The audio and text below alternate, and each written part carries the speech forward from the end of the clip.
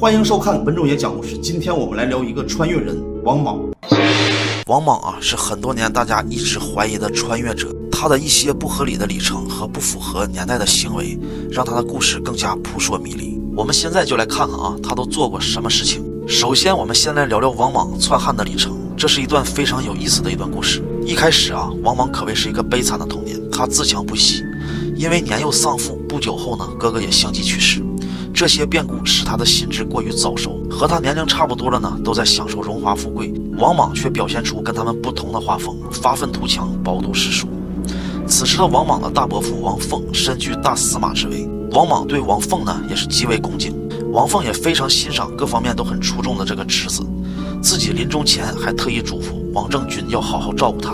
后来王莽啊也在朝廷中谋得了职位，并一步一步做到大司马的位置。后来啊，风水轮流转，汉哀帝登基之后呢，王莽被免去了官职。在这期间，王莽的次子王霍因为杀死了家奴，被王莽逼迫自杀。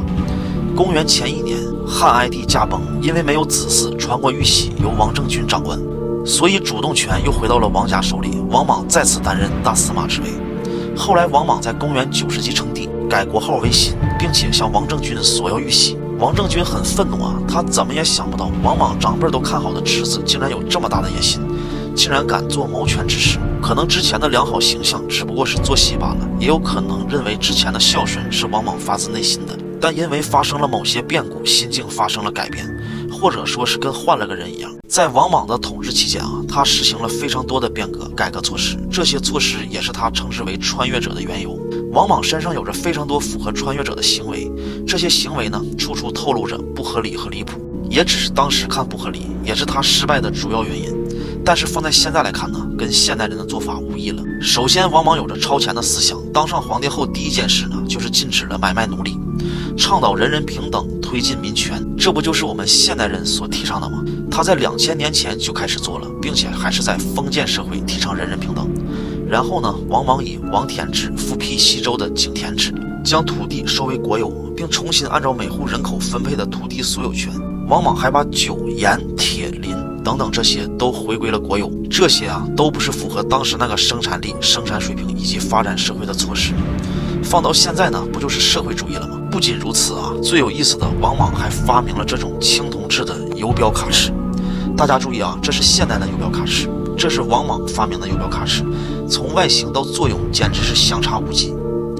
现代的游标卡尺呢是17世纪发明的，但是王莽在公元前期就发明了。说到公元初期啊，元始元年正是王莽改的年号，这一年也正好是公元世纪的第1年。这到底是历史的巧合还是刻意为之呢？总是王莽带着他这些超前而又复古的想法进行了一系列的改革后，发现这些都是先进的治国理念，但是为什么它会越来越乱呢？是因为它用不着符合封建社会管理制度去管理国家吗？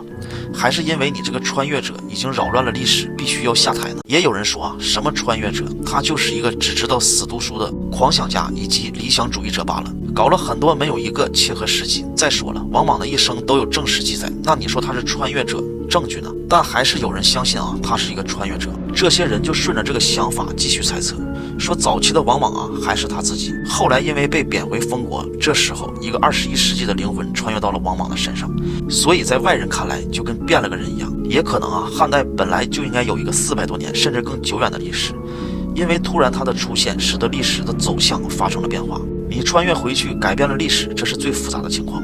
王莽可能就不符合那个年代的 bug， 后来呢，创造了这个位面的程序员发现了它，就必须要修复它，让历史走回原本的道路上，便创造了一个杀毒的软件刘秀。